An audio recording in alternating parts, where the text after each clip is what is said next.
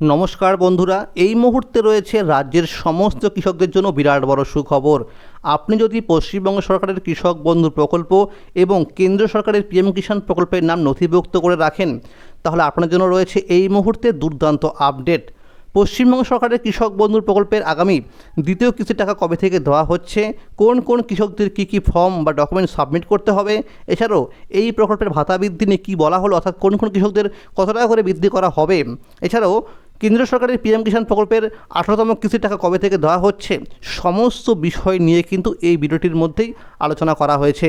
তো বন্ধুরা, ভিডিওটি সম্পূর্ণ দেখার জন্য অনুরোধ রইল। ভিডিওটি শুরু করার আগে ছোট্ট একটা রিকোয়েস্ট, যে সমস্ত কৃষক বন্ধুরা এখনও পর্যন্ত আমার এই চ্যানেলটিকে সাবস্ক্রাইব করেননি, অবশ্যই বলবো চ্যানেলটিকে সাবস্ক্রাইব করে রাখুন। কারণ আমার এই চ্যানেলের মাধ্যমে পশ্চিমবঙ্গ সরকারের কৃষক বন্ধু প্রকল্প সহ সমস্ত প্রকল্পের খবরাখবর সবার আগে আপডেট দেওয়া হয়ে থাকে।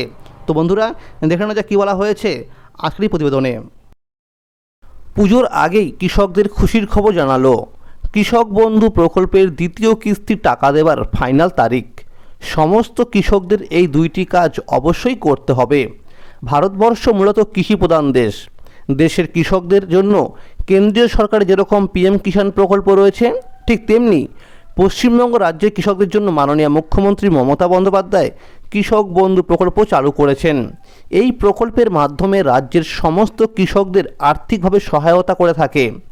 কৃষক বন্ধু প্রকল্পের নথিভুক্তকারী সমস্ত কৃষকরা এই প্রকল্পের দ্বিতীয় কিস্তি অর্থাৎ রবি মরশুম টাকার জন্য অপেক্ষা করে আছেন। সামনে আসছে বাংলার শ্রেষ্ঠ উৎসব দুর্গাপূজা। এই পুজোর আগেই কৃষকদের জন্য বিরাট আপডেট জানানো হলো। কবে থেকে কৃষকরা টাকা পাবেন সেই বিষয়ে আপডেট উঠে এসেছে। পশ্চিমবঙ্গের মুখ্যমন্ত্রী মমতা বন্দ্যোপাধ্যায় 31শে ডিসেম্বর 2018 সালে কৃষকদের আর্থিক সহায়তা প্রদানের লক্ষ্যে কৃষক বন্ধু প্রকল্প ঘোষণা করেছিলেন। 1 ফেব্রুয়ারি 2019 সাল থেকেই এই প্রকল্পের আওতায় থাকা সকল কৃষকদের অর্থ অনুদান দেওয়া চালু হয়েছিল। মুখ্যমন্ত্রী এই প্রকল্পটির পুনরায় নতুন অবস্থা চালু করার সিদ্ধান্ত নেন এবং 12 জুন 2021 সালে মুখ্যমন্ত্রী নতুন কৃষক বন্ধু প্রকল্পটি ঘোষণা করেন, যার অধীনে থাকা কৃষকদের প্রদায় আর্থিক সহায়তা দ্বিগুণ করা হয়েছে।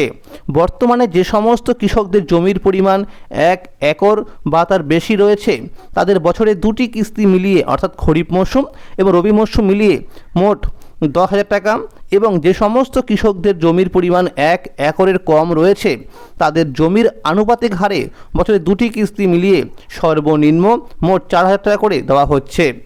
এই প্রকল্পের অধীনে থাকা একজন কৃষকের যদি 18 থেকে 60 বছর বয়সের মধ্যে বা অকালকালীন মৃত্যু হয়, তো সেই পরিবারের সদস্য বা তার মনোনীত ব্যক্তিদের 2 লক্ষ টাকা দেওয়া হয়ে থাকে। এইবারের অর্থাৎ 2024 সালের প্রথম কিস্তির টাকা খরিফ মরশুম রাজ্যের মাননীয় মুখ্যমন্ত্রী মমতা বন্দ্যোপাধ্যায় কোনো রকম আনুষ্ঠানিক সভা না করেই শুধুমাত্র টুইটারের মাধ্যমে টাকা দেওয়ার বার্তা দিয়েছিলেন এবং সেই মতো 13 জুন থেকে কৃষকদের ব্যাংক অ্যাকাউন্টে সরাসরি টাকা পাঠানো হয়েছে। সরকারি বিভিন্ন রিপোর্ট অনুযায়ী এখনও পর্যন্ত রাজ্যের 95% কৃষকরা টাকা পেয়ে গেছে। এইবার 1,05,00,000 কৃষক ও বর্গাদারদের মোট 2,900 কোটি টাকা এই পর্যায়ে দেওয়া হয়েছে। যে সমস্ত কৃষকরা প্রথম কিস্তির টাকা সার্বজনিত সমস্যার জন্য পাননি, তাদের আবারও টাকা দেওয়া হচ্ছে তাদের ব্যাংক অ্যাকাউন্টে। অর্থাৎ যে সমস্ত কৃষকদের স্ট্যাটাসের ঘরে অ্যাকাউন্ট ভ্যালিড দেখাচ্ছে, শুধুমাত্র তাদেরকেই টাকা দেওয়া হচ্ছে। কিন্তু যে সমস্ত কৃষকদের স্ট্যাটাসের ঘরে ট্রানজ্যাকশান সাকসেস দেখাচ্ছে, তাদের আর দ্বিতীয়বার টাকা দেওয়া হবে না। কারণ এই সমস্ত কৃষকদের ব্যাংক অ্যাকাউন্ট নাম্বারের সাথে ইকেওয়াইসি করেনি বলেই টাকা পায়নি। যে সমস্ত কৃষকরা নতুন করে অনলাইনে আবেদন করছে, তাদেরকেও টাকা দেওয়ার কাজ শুরু করা হয়েছে। নতুন কৃষকদের স্ট্যাটাসের ঘরে অনেকেরই ডিডিএ অ্যাপ্রুভ চলে এসেছে। তাদের উদ্দেশ্যে বলা হচ্ছে খুব শীঘ্রই স্ট্যাটাসের ঘরে অ্যাকাউন্ট ভ্যালিড চলে আসবে। ইতিমধ্যে অনেক কৃষকদের স্ট্যাটাসের ঘরে অ্যাকাউন্ট ভ্যালিড চলে এসেছে। রবি মরশুম টাকা দেওয়ার ফাইনাল তারিখ।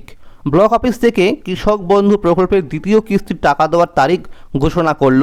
কৃষকদের উদ্দেশ্যে বলা হয়েছে এবার আর কৃষকদের দ্বিতীয় কিস্তির টাকার জন্য দীর্ঘ সময় অপেক্ষা করতে হবে না। বিগত বছরগুলিতে দেখা গেছে এই প্রকল্পের দ্বিতীয় কিস্তি অর্থাৎ রবি মরশুম টাকা ডিসেম্বর মাসেই দেওয়া হতো। 2021 সালে 8ই ডিসেম্বর, 2022 সালে 21শে ডিসেম্বর এবং 2023 সালে 12ই ডিসেম্বর টাকা দেওয়া হয়েছিল এই দ্বিতীয় কিস্তির টাকা। সরকারি সূত্র অনুযায়ী জানা গেছে এইবারে দ্বিতীয় কিস্তির টাকা নভেম্বর মাসের মধ্যে দেওয়া হবে। কৃষকদের কথা মাথায় রেখে এরকম সিদ্ধান্ত নেওয়া হয়েছে। ব্লক অফিস থেকে সম্ভাব্য একটা তারিখ জানানো হয়েছে, তা হলো নভেম্বর মাসের 10 থেকে 15 তারিখের মধ্যেই রবি মরশুম টাকা দেওয়া হবে। অক্টোবর মাসের 21 তারিখ থেকে টাকা দেওয়ার অফিসিয়ালি কাজগুলো শুরু করা হবে। পুরনো কৃষকদের টাকা আগে দেওয়া হবে, কারণ বলা হয়েছে পুরনো কৃষকদের স্ট্যাটাসে এডিএ আপলোডেড আসার পরেই সরাসরি চলে আসবে অ্যাকাউন্ট ভ্যালিড। তাই নতুন কৃষকদের এডিএ আপলোডেড ডিডিএ অ্যাপ্রুভ হবার পরে তারপরে আসবে অ্যাকাউন্ট ভ্যালিড। তাই নতুন কৃষকদের টাকা আসতে সময় লাগবে। দ্বিতীয় কিস্তির টাকা পেতে হলে কৃষকদের এই দুটি কাজ করে রাখতে হবে, না করলে দ্বিতীয় কিস্তির টাকা পাবেন না। 1 নম্বরে বলা হয়েছে আধার সংযুক্তিকরণ, অর্থাৎ এই মুহূর্তে যে সমস্ত কৃষকদের স্ট্যাটাসের ঘরে যদি আধার নাম্বার এবং কেবিআইডি নাম্বার না দেখায়, তাহলে অবশ্যই ব্লক অফিসে বা বিডিও অফিসে গিয়ে আধার সংযুক্তিকরণের ফর্ম সংগ্রহ করে ফিল আপ করে জমা করতে হবে। মনে রাখবেন, ফর্ম জমা করার সময় কিন্তু আধার কার্ডের জেরক্স এবং ভোটার কার্ডের জেরক্স করে তার নিচে স্বাক্ষর করে জমা করতে হবে। অবশ্যই কিন্তু অরিজিনাল ডকুমেন্টস নিয়ে যাবেন। ফর্ম জমা করার সময় মনে রাখবেন অবশ্যই কিন্তু আধার কার্ডের সাথে মোবাইল নাম্বার লিঙ্ক রাখতে হবে। ফর্ম জমা করার 7 দিনের মধ্যে কিন্তু স্ট্যাটাসের ঘরে আবার আধার নাম্বার এবং কেবিআইডি নাম্বার চলে আসবে। 2 নম্বর বলা হয়েছে ব্যাংক অ্যাকাউন্টের নাম্বারের সাথে ইকেওয়াইসি বা আধার লিঙ্ক। তো বন্ধুরা, সমস্ত কৃষকদের কিন্তু ব্যাংকে গিয়ে ব্যাংক অ্যাকাউন্ট নাম্বারের সাথে ইকেওয়াইসি করা আছে কি না তা অবশ্যই চেক করতে হবে। না করা থাকলে অবশ্যই ব্যাংকে থেকে ইকেওয়াইসি ফর্ম সংগ্রহ করে ফিল আপ করে তার সাথে আধার কার্ডের জেরক্স এবং প্যান কার্ডের জেরক্স জমা করতে হবে। এরপরে বলা হয়েছে প্রত্যেক কৃষকদের আধার কার্ডের সাথে মোবাইল নাম্বার লিঙ্ক করতে হবে। যে সমস্ত কৃষকরা জনধন অ্যাকাউন্টের নাম্বার দিয়ে এবং জয়েন্ট অ্যাকাউন্ট নাম্বার দিয়ে ফর্ম ফিল আপ করেছিলেন, তাদের অবিলম্বে ব্লক অফিসে গিয়ে সিঙ্গেল অ্যাকাউন্ট নাম্বার অর্থাৎ নিজের নামে ব্যাংকের অ্যাকাউন্ট নাম্বার জমা করতে হবে। ইতিমধ্যেই কয়েকটি ব্যাংক কিছু রাষ্ট্রায়ত্ত ব্যাংকের সাথে যুক্ত হয়ে গেছে। এর ফলে আগের ব্যাংকের আইএফএসসি কোড নাম্বার পরিবর্তন হয়ে গেছে। যেরকম ইউনাইটেড ব্যাংক অফ ইন্ডিয়া বর্তমানে পাঞ্জাব ন্যাশনাল ব্যাংকের সাথে যুক্ত হয়ে গেছে। এছাড়াও যে সমস্ত কৃষকরা জমির পরিমাণ বৃদ্ধি, নতুন মোবাইল নাম্বার আপডেট এবং নতুন ব্যাংকের অ্যাকাউন্ট নাম্বার যুক্ত করতে চান, তাদের খুব শীঘ্রই ব্লক অফিসে গিয়ে সংশোধনী ফর্ম ফিল আপ করে ডকুমেন্ট সহ জমা করতে হবে। জমা করার 4 দিনের মধ্যেই স্ট্যাটাসের ঘরে সমস্ত কিছু আপডেট হয়ে যাবে। যে সমস্ত কৃষকরা জমির পরিমাণ বৃদ্ধি করার জন্য ফর্ম জমা করবেন, তাদের আগামী দ্বিতীয় কিস্তির টাকার সাথেই অতিরিক্ত জমির বৃদ্ধি করা টাকা দেওয়া হবে।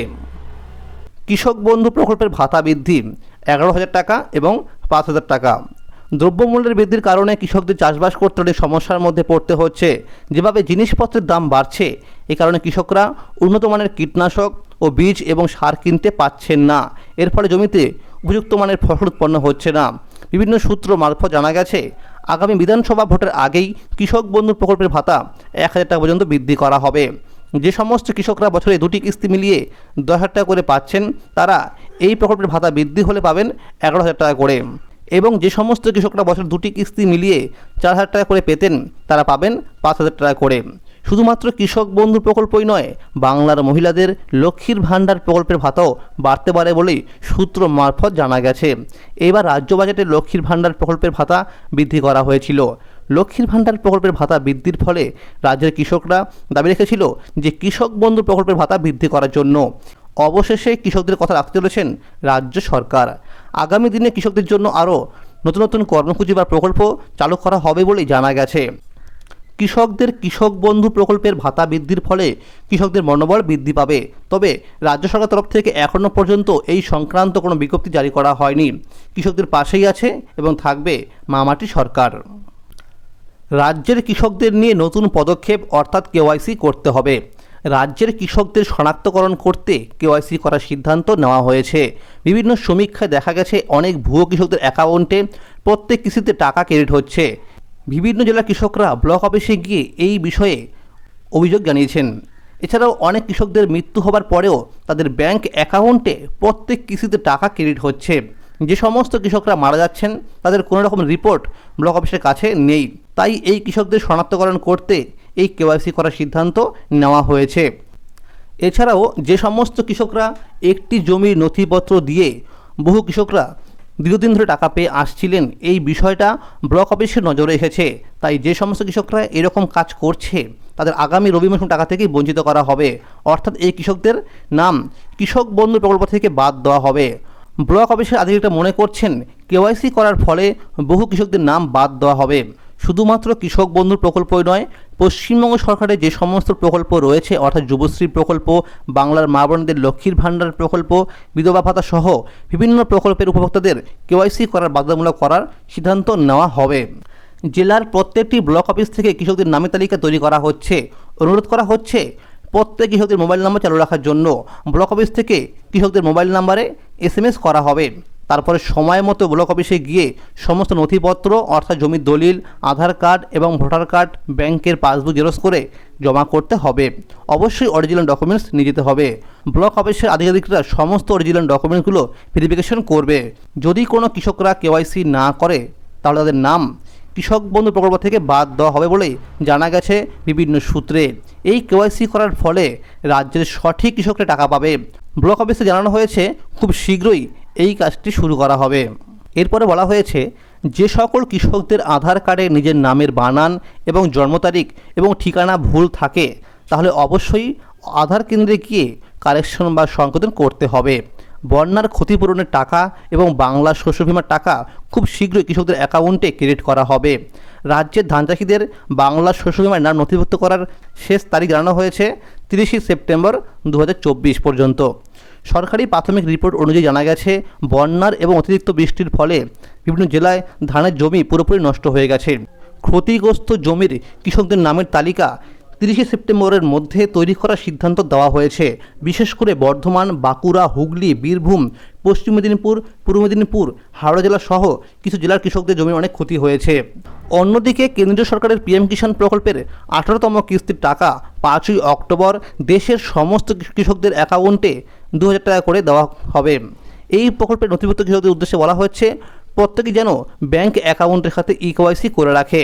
এই প্রকল্পের নথিভুক্ত প্রত্যেকটি কৃষকদের আলাদা আলাদা মোবাইল নাম্বার আপডেট করতে বলা হচ্ছে। একই মোবাইল নাম্বার দিয়ে রেজিস্ট্রেশন করা কৃষকরা আর টাকা পাবে না। তাই 30 সেপ্টেম্বরের মধ্যে সমস্ত কৃষকদের মোবাইল নাম্বার আপডেট করতে হবে। মোবাইল নাম্বার আপডেট কৃষকরা PM কিষাণ প্রকল্পের নির্দিষ্ট ওয়েবসাইটে গিয়ে বা CSC কেন্দ্রে গিয়ে করতে পারবে। তো বন্ধুরা, আজকের এই ছিল আপডেট। পশ্চিমবঙ্গ সরকারের কৃষক বন্ধু প্রকল্পের আগামী দ্বিতীয় কিস্তি অর্থাৎ রবি মৌসুম টাকা কবে থেকে দেওয়া হচ্ছে এবং কোন কোন কৃষকদের কী কী ফর্ম বা ডকুমেন্ট সাবমিট করতে হবে, এছাড়াও এই প্রকল্পের ভাতা বৃদ্ধি অর্থাৎ কোন কোন কৃষকদের কত টাকা করে বৃদ্ধি করা হলো, এছাড়াও কেন্দ্র সরকারের PM কিষাণ প্রকল্পের টাকা কবে থেকে দেওয়া হচ্ছে, সমস্ত বিষয় নিয়ে কিন্তু আজকের এই ভিডিওটির মধ্যে আলোচনা করা হলো। ভিডিওটি সম্পূর্ণ দেখার জন্য অসংখ্য ধন্যবাদ। যে সমস্ত কৃষক বন্ধুরা এখনও পর্যন্ত আমার এই চ্যানেলটিকে সাবস্ক্রাইব করেনি অবশ্যই চ্যানেলটিকে সাবস্ক্রাইব করে রাখুন, কারণ আমার এই চ্যানেলের মাধ্যমে কৃষক বন্ধুর প্রকল্প সহ সরকারি সমস্ত প্রকল্পের খবরাখবর সবার আগে আপডেট দেওয়া থাকে। যদি এই ভিডিওটি ভালো লাগে অবশ্যই লাইক করে দেবেন। ধন্যবাদ।